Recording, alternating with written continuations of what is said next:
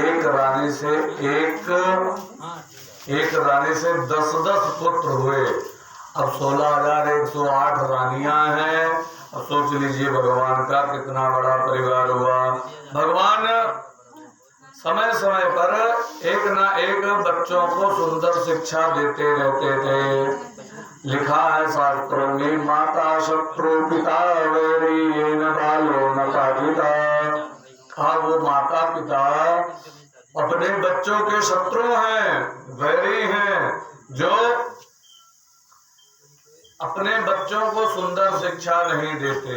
वो माता पिता अपने बच्चों के बैरी हैं, ऐसा कहा जाता है। शास्त्रों में वर्णन है, अगर लड़कियों का अच्छा शिक्षा नहीं देगा तो मातारी बाप उनके बहुत बड़ा दुश्मन है, और जो अपने बच्चों को अच्छी शिक्षा देते हैं वही समझ लीजिए माता पिता उनके सबसे बड़े हित हैं। इसीलिए हमेशा बच्चों को सुंदर शिक्षा देनी चाहिए कि कोई बड़ा आए इनको प्रणाम करो, और ये हमसे श्रेष्ठ हैं, इनका आदर सत्कार करना चाहिए, ये इनसे उल्टा नहीं बोलना चाहिए। ये सब जो है शिक्षाएं अच्छी अच्छी ये कौन देता है? ये माता पिता देते हैं। भगवान कन्हैया भी अपने बच्चों को शिक्षा सुंदर सुंदर शिक्षा देते थे। एक बार भगवान कृष्ण बच्चों से बोले, बच्चों आओ चले आज खेलने चलते हैं। शिक्षा देने के लिए क्यों? बच्चों के साथ में भगवान कन्हैया गेंद खेलने के लिए चले आए। सोचो, बच्चों के साथ खेलना भी चाहिए। भगवान के कहने का भाव है, ये मत समझो कि मैं बाप हूं तो बच्चों के साथ नहीं खेलना। बच्चों के साथ समय पर खेलना भी चाहिए, बच्चों के साथ प्रसन्न रहना चाहिए।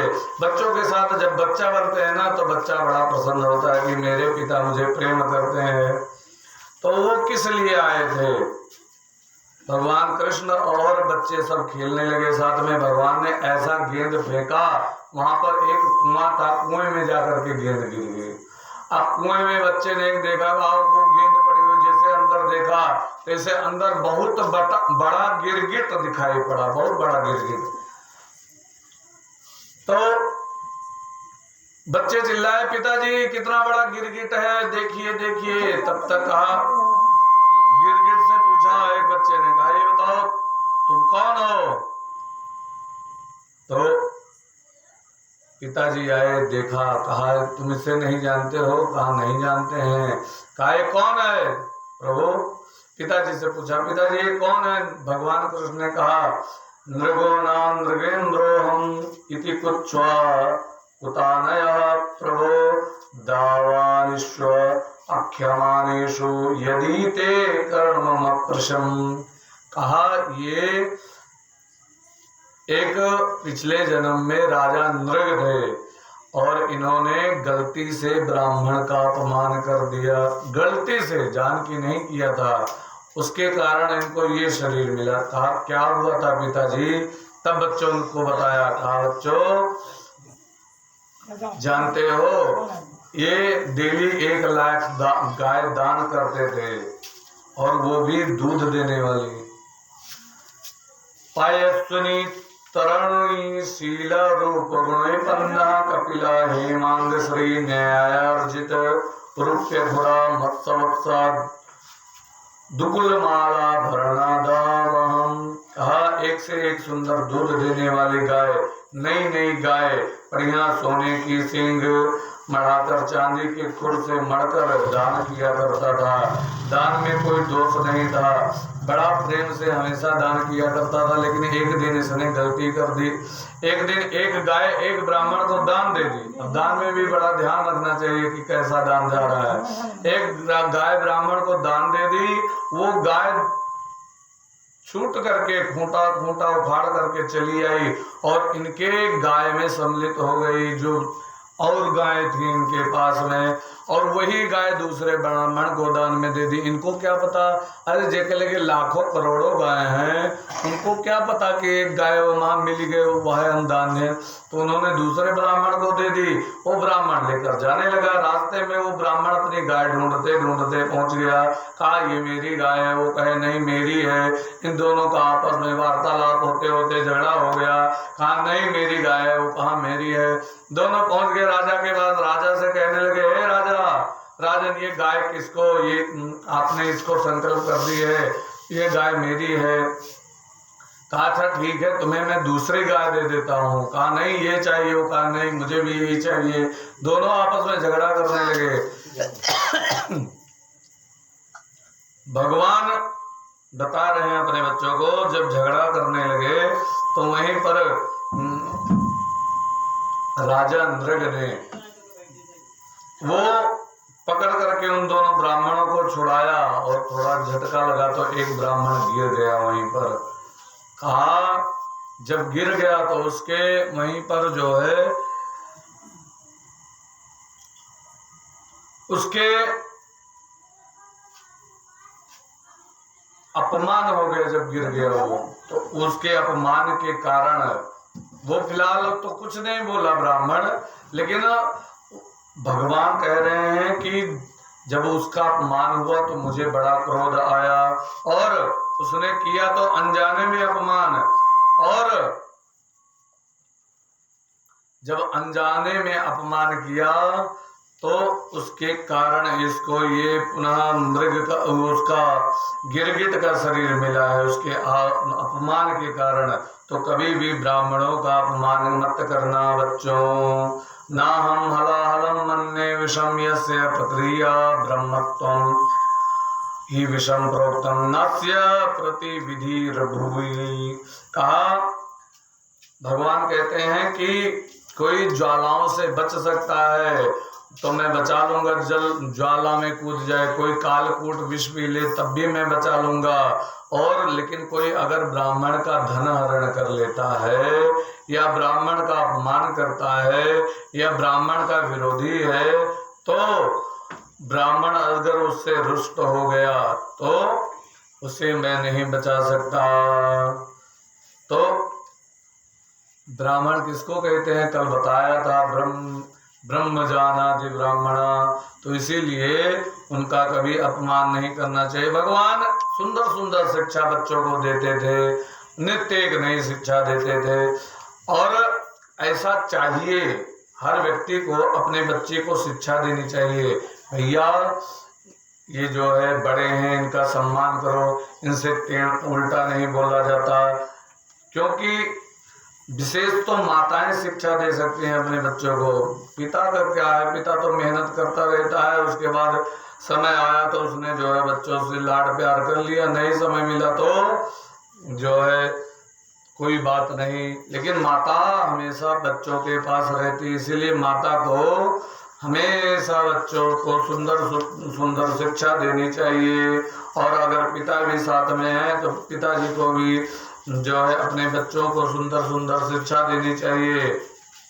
इस प्रकार भगवान नई नई लीला करते रहते थे, अलग अलग लीला करते रहते थे। एक दो लीला भगवान ने क्या क्या लीला की उसके बारे में श्रवण करने के पश्चात हम लोग सुदामा चरित्र की कथा में प्रवेश करेंगे। भगवान ने क्या लीला की। एक बार क्या हुआ, भगवान कृष्ण गन्ना चुग रहे थे। गन्ना चुग जनते हो सब, गन्ना चुग रहे थे, अर्थात उसको कहते हैं हिंदी में गन्ना चबा रहे थे, कहते हैं खा रहे थे। लेकिन हम ज्यादा हिंदी के प्रयोग नहीं करते, हम कहते हैं अपने गांव कथा है और देहाती भाषा में बोलो तो और समझ में आई अवधी भाषा अपने। तो भगवान कृष्ण गन्ना चूर रहे थे। उस समय भगवान कृष्ण ने खींचा गन्ने को जैसे हाथ से, ऐसे उनका जो है उंगली कट गई, एक उंगली में चीर लग गई और चीर लग गई तो उंगली से रक्त बहने लगा और रक्त अर्थात उंगली से खून बहने लगा। तब फिर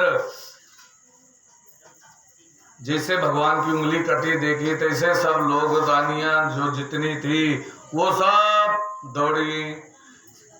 शोक सत्यभामा की ओर रुक्मणी रोई धाये। शोक किया सत्यभामा को, शोक हुआ और रुक्मणी तो रो पड़ी भगवान की उंगली की चीर देख करके।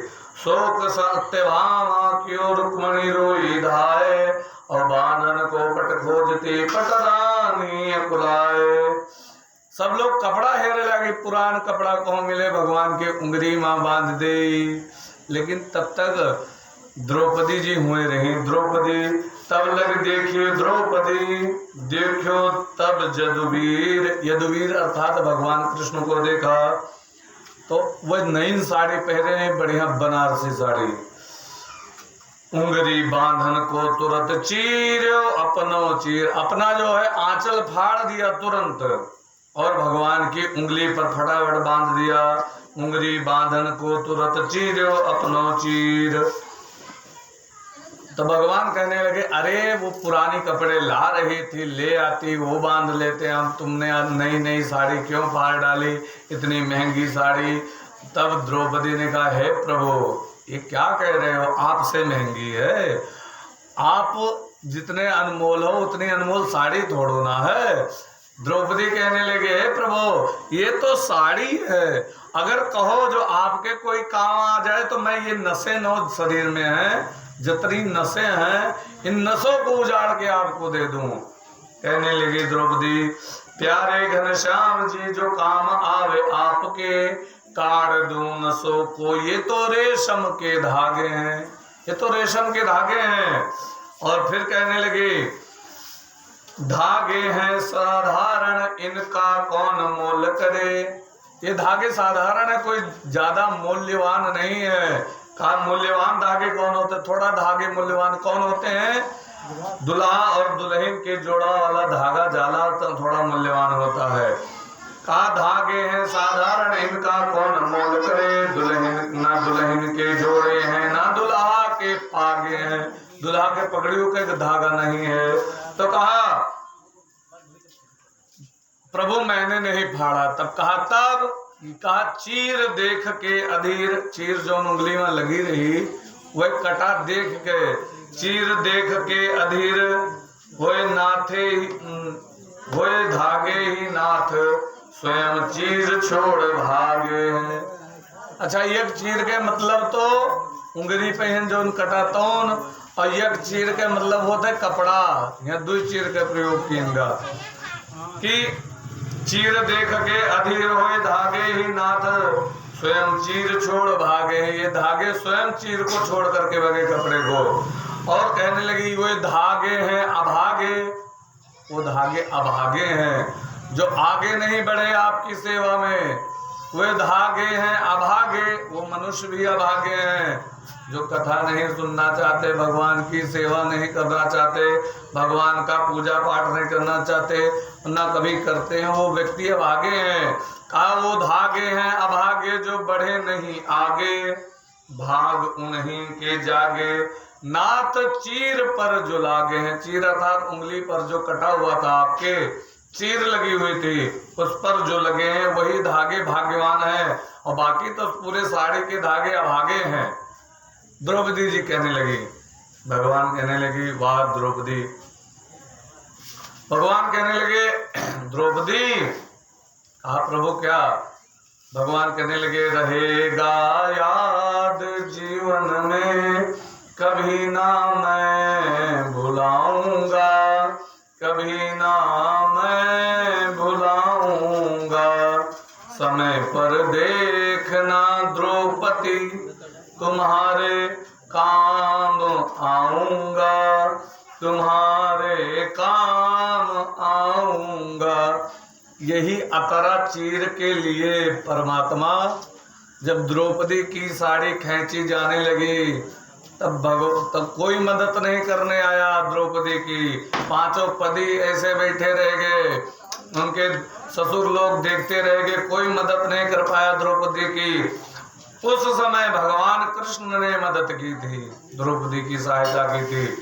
तब दुशासन जो 10,000 हाथी का बल रखने वाला, वो साड़ी खींचते खींचते खींचते खींचते बेहोश हो गया, गिर गया, और साड़ी खत्म ही नहीं हुई। लोग कहने लगे साड़ी बीच नारी है कि नारी बीच साड़ी है, कि साड़ी ही एक नारी है कि नारी ही एक साड़ी है। तो इस कथा का तात्पर्य यह है कि अगर कोई भी वस्तु भगवान को हम अर्पण करते हैं, भगवान को देते हैं, तो वो वस्तु भगवान पता नहीं कितने गुने, पता नहीं कितना गुना उसको हमें पता नहीं कितने गुना वापस कर देते हैं। अच्छा बताओ ये साड़ी जो बांधी थी वो साड़ी के कतना बड़ी बांधी नो, ज्यादा तरी बड़ी, एक हाथ के बांधी इन्होंने, एक हाथ के सही कर हो जाई कहूँ आधा हाथ के, तो बांधा। और उस आधे हाथ के साड़ी के लिए भगवान ने कितनी साड़ी बढ़ा दी, साड़ी का अंबार लगा दिया। तो भगवान नित्य नई लीला करते रहते थे। भगवान ने एक और लीला की। क्या लीला की? एक बार क्या हुआ, भगवान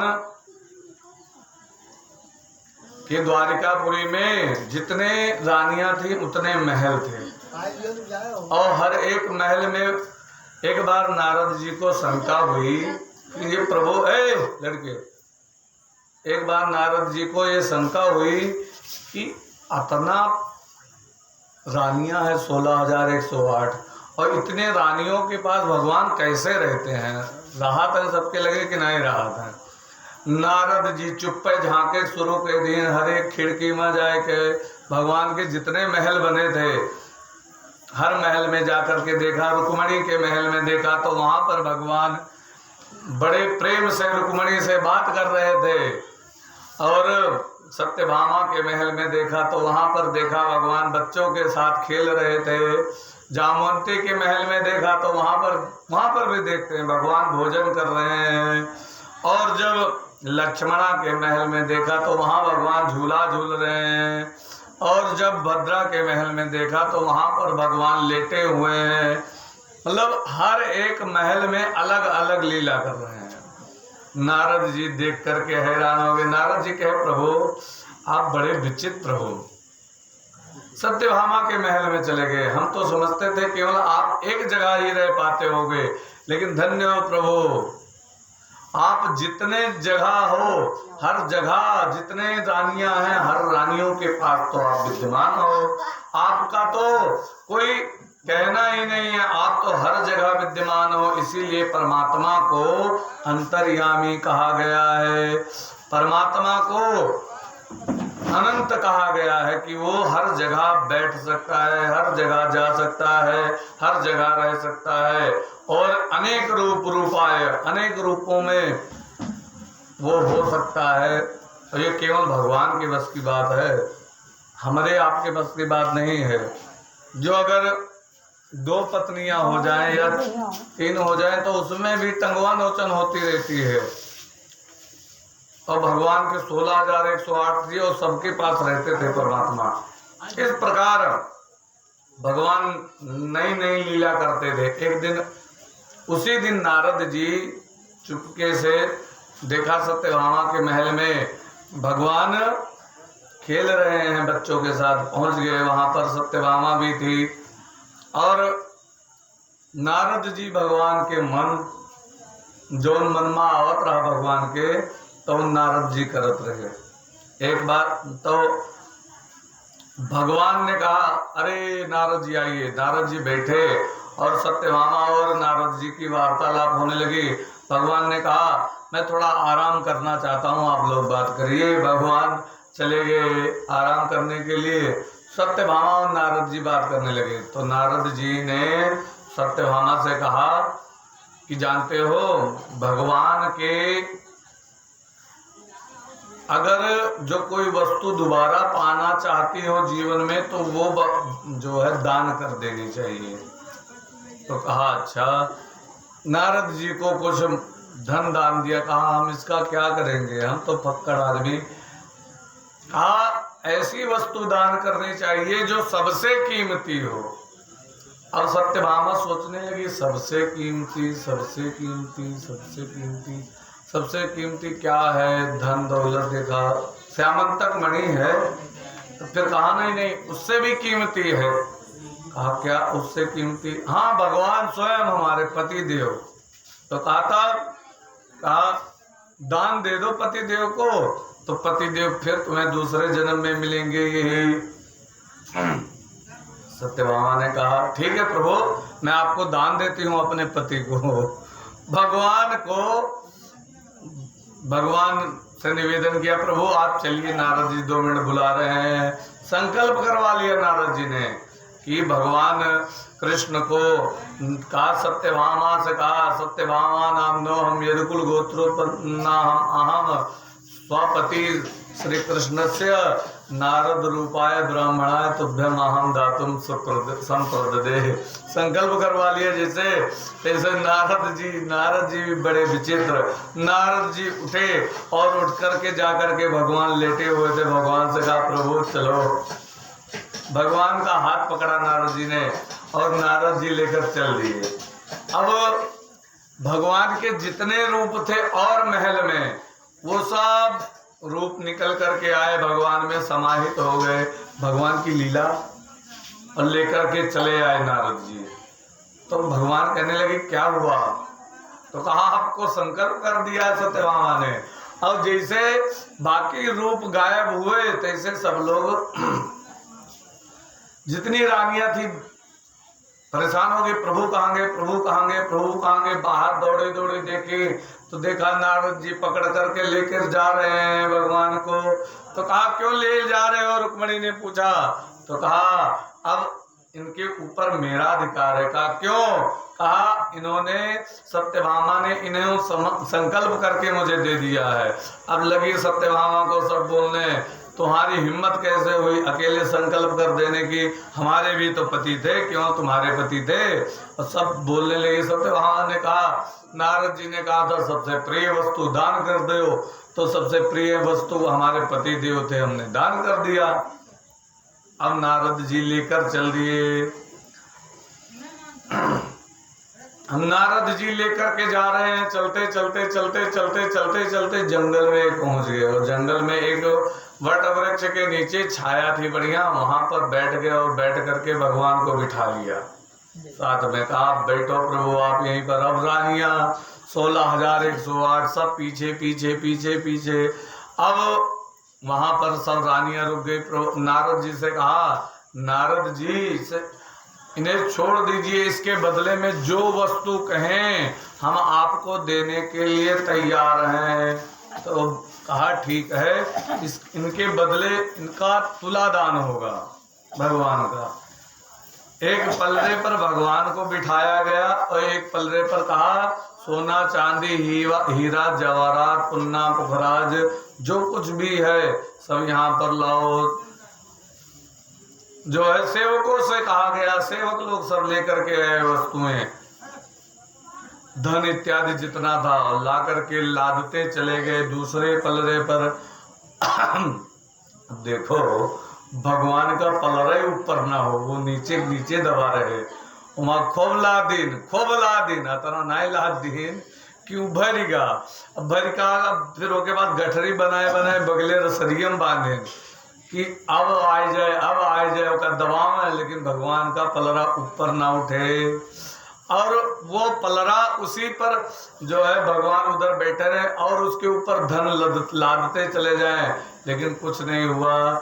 तो कहा अब बताओ भगवान तो तौल नहीं जा रहे हैं, अब कैसे काम बनेगा, हमारे पतिदेव कैसे मिलेंगे? नारद जी ने कहा हमें तो मालूम नहीं। तो कहा भगवान से पूछ। तो सब एक रानी ने कहा भगवान से पूछो ये बताएंगे। भगवान से पूछा, भगवान ने कहा हम कैसे बोल सकते हैं हमारे मालिक की आज्ञा के बगैर, नारद जी की आज्ञा के बगैर। कहा हमारे मालिक की आज्ञा के बगैर हम कैसे बोल सकते हैं, भगवान की लीला।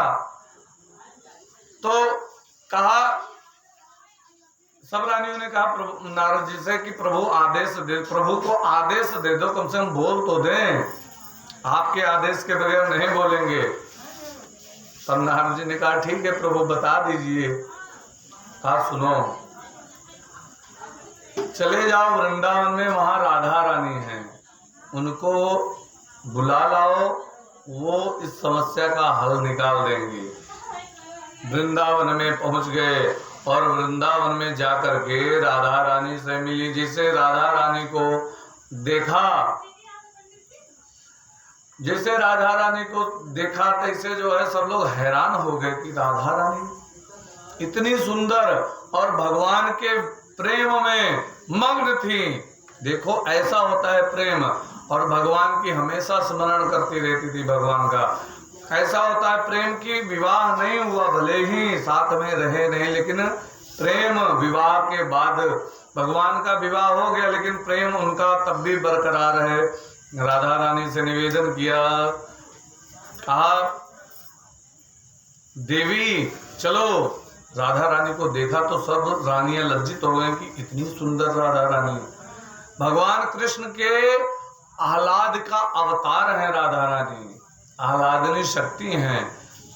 तो कहा चलिए आप चल करके भगवान कृष्ण ऐसे ऐसी समस्या में फंसे हैं, उनको उस समस्या से बाहर निकालिए। इतना कह करके कहा चलिए, निवेदन किया, राधा रानी चल दी वहां से।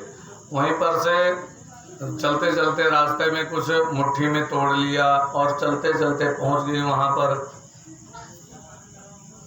और जब वहां पहुंची तो देखा एक पलरे पर भगवान बैठे, एक पलरे पर खूब सोना चांदी हीरा जवाहरात पन्ना पुखरा सब कुछ रखा रहे। और भगवान को एक पलरे पर बिठाया हुआ था। अब भगवान को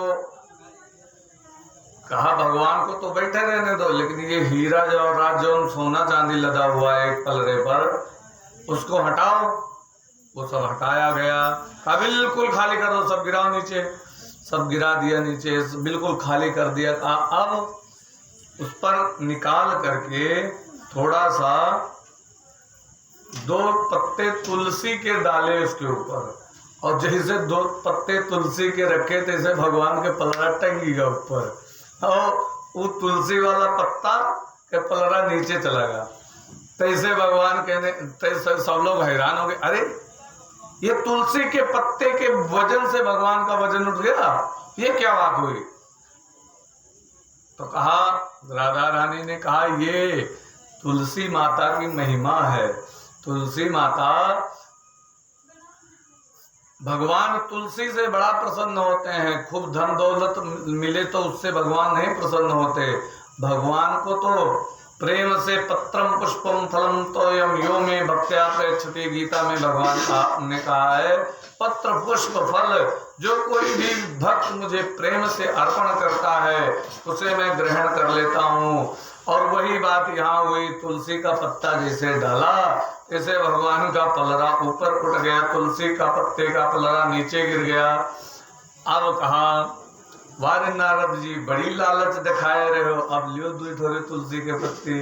नारद जी ने कहा हम फक्कड़ बाबा, हम इतना धन लेकर के करते क्या, हमें क्या जरूरत है धन की? हम तो केवल भगवान का श्रीमन नारायण नारायण कहने वाले व्यक्ति, हमें क्या, हमें तो तुलसा दल मिल गया, भला ये प्रसाद हो गया, अब मैं इसे ग्रहण कर सकता हूँ और प्रेम से खा सकता हूँ। तब राधा जी की बड़ी प्रशंसा की, कहा ये मन से भी सुंदर है, तन से भी सुंदर है, और बुद्धि का क्या कहना, बुद्धि भी बड़ी तेज है इनकी। एक बात जान लो, बहुत बड़ी बात कह दी कि बुद्धि भी बहुत तेज है, लेकिन मनई का आपन बुद्धि और दूसरे के धन बहुत कम लागत है। दूसरे के धन और आपन बुद्धि ये सबका सहीगर लागत है कि हमारे बुद्धि सहीगर है और दूसरे के धन, उनके धन सहीगर है। वहाँ कोई नहीं सोचा था कि हमारे बुद्धि कम है।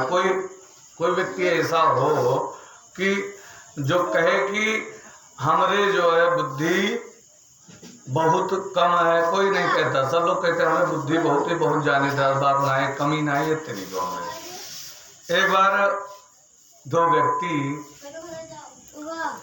भगवान की कमी निकालने लगे। 2 मने भगवान के कमी निकाले शुरू कर दी। कहीं लिखा जाए आज से भगवान के गलती, कहाँ कहाँ वो गलती की ही नहीं, बुद्धि लगावे लगे।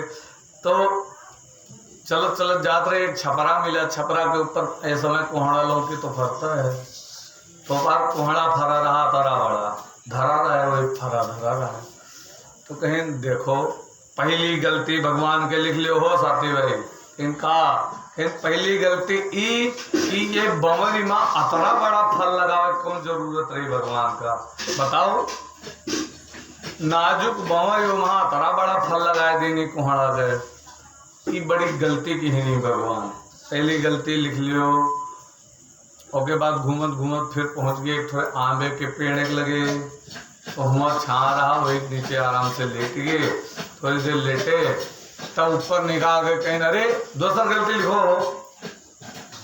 भगवान अतरा बड़ा पेड़ रहा आंबे के, और यहाँ हुए कोहड़ा लगाए सकते रहे, लेकिन देखो वहाँ अतरा ही बड़ा फल लगाए नहीं। कच्चा आम ला रहा समय पर, अतरा बड़ा फल लगाए नहीं, और हुआ अतरा बड़ा फल लगाए नहीं। ये दूसर गलती भगवान के, जैसे लिखा ही चले भगवान के लीला, भगवान के कौतुक। यक ठोरे आम गिरिया हुआ, और गिरा कहाँ उनके नकुना, और जैसे नकुना गिरा धड़ाक से, तैसे नकुना तो बड़ी नाजुक जगह हो भाई करे, और नकुना जैसे गिरा तैसे वो बेहोश हो गए, गिरी गिरी। अरे पत्थरे नहीं आए तो आम लागा था जब कच्चा हुआ था, जैसे लाग जैसे गिरी के वो बेहोश हो गए। तब उन्हें जगह लगे, कहीं डॉक्टर बुलावा जाए, वैद्य बुलावा जाए, कहका बुलावा जाए, कौन में सही हो जाए, कहीं कोई बुलाओ ना, पहले तो उसका काटो जो गलती लिखे रहा भगवान कहे, कहीं काहे कहीं वका काटो, कहीं काहे कहीं अरे निक कहीं भगवान जो करता ठीक करता, कहीं काहे कहीं भले अब तक बड़ा फल लगाए ना ऊपर, जब हुआ कुहाड़ा लगाए दिए होती तो आज वो कुहाड़ा हमें नकुनब गिरत तो हमारा कहा हाल हुआ। तो ये भला आम लगाए ना तो कुशल है, भला वो गिरा तो हमारा राहत तो है। तो ऐसे काटो का गलती तो भगवान के गलती। अब कुछ लोग ऐसे व्यक्ति हुआ था, एक व्यक्ति एक महात्मा से कहा लगे, इन जानते हो कहा क्या, कहा भगवान में अकल कम है। कहा हाँ बात तो सही है, सही कह रहे हो आप बात। तो कहा हम कह रहे हैं लेकिन आपने कैसे समर्थन कर दिया। कहा सुनो, इसलिए हमने समर्थन कर दिया कि अगर भगवान में अकल होती तो तुम्हारे जैसे कमकले पैदा क्यों करता, तुम्हारे जैसे कमकले को पैदा क्यों करता जो कहता है कि भगवान में अकल कम है। तो समझ लो सही बात है। बोलिए वृंदावन बिहारी लाल की। तो राधा रानी ने कहा, राधा रानी की बुद्धि भी बड़ी तीव्र है, उन्होंने देखो ला करके कैसे तुलसी के पत्ता रख करके भगवान को छुड़ा लिया। भगवान एक नित्य नई लीला करते रहते थे। एक दिन भगवान ने एक लीला और की। भगवान कौतुकी खेल, कौतुक का मतलब होता है खेल, कौतुकी खेल करने वाले एक दिन जो है ऐसे बैठे थे अचानक पेट पकड़ करके चिल्लाने लगे, मेरा पेट बहुत जोर दर्द हो रहा है, बहुत जोर दर्द हो रहा है। अब वो जैसे नान में लड़के नहीं छटपटाया था वैसे छटपटाए लागे जान के जो है कहा वैद्य को बुलाया जाए, जितने जो है बड़े बड़े वैद्य हैं सबको बुलाया जाए, दूसरे राज्यों से भी बुलाया जाए। कहा वैद्य का कोई दवा काम नहीं करेगा। तो कहा तब कहा नारद जी पहुंच गए।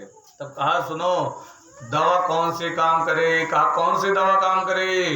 कहा जो अगर कोई भक्त अपने चरण को धुल करके वो चरणामृत दे दे, उसे मैं पी लूं तो मेरा पेट सही हो जाएगा। जिसे इतना कहा भगवान ने, तैसे नारद जी ने कहा देवियों कोई तो दे दो, कोई दे दो चरणामृत।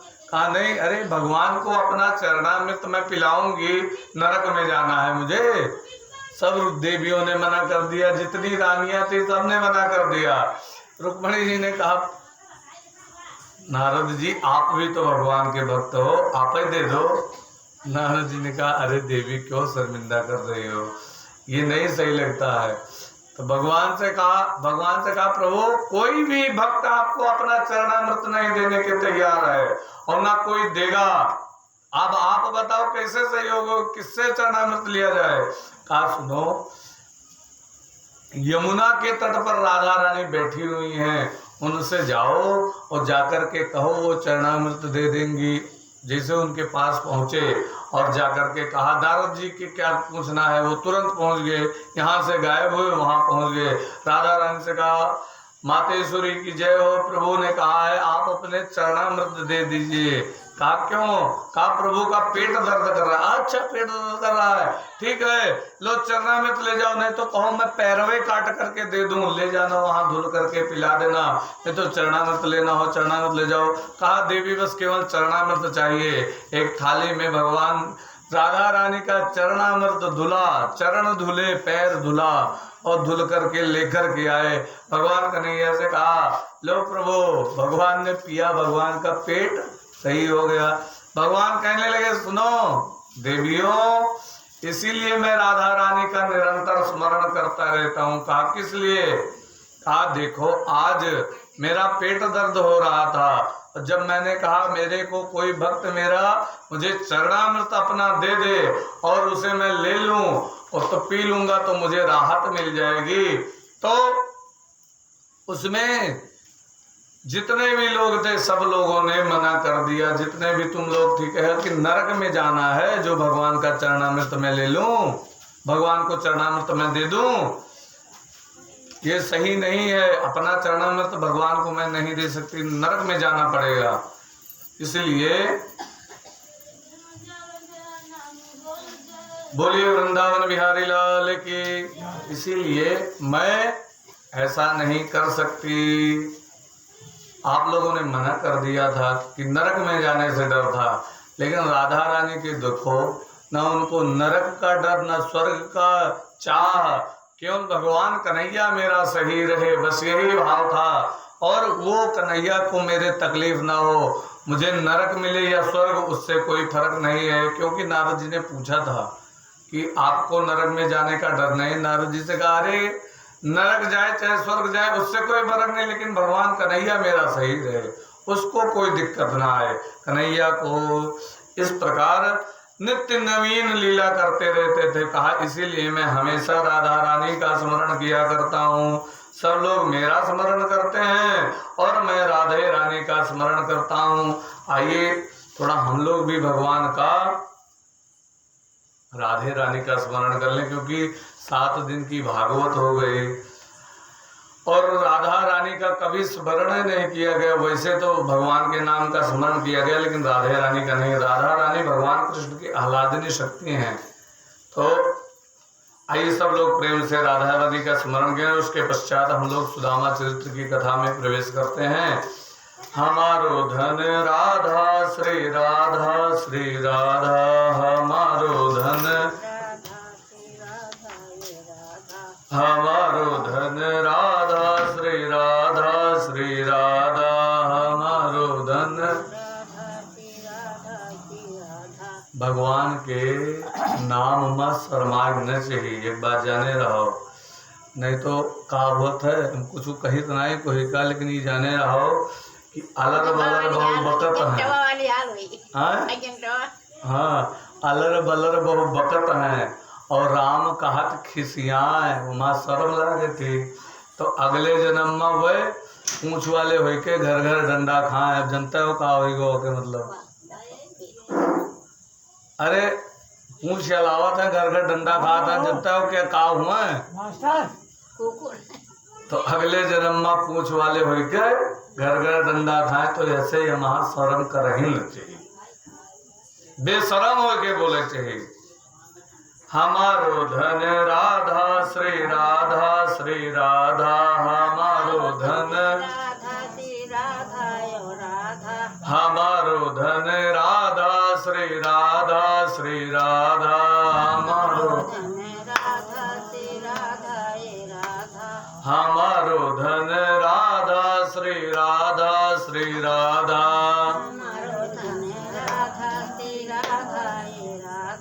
परम धन राधा राधा राधा राधा राधा, परम धन राधा राधा राधा, हमारो धन राधा श्री राधा श्री राधा, हमारो धन राधा श्री राधा श्री राधा,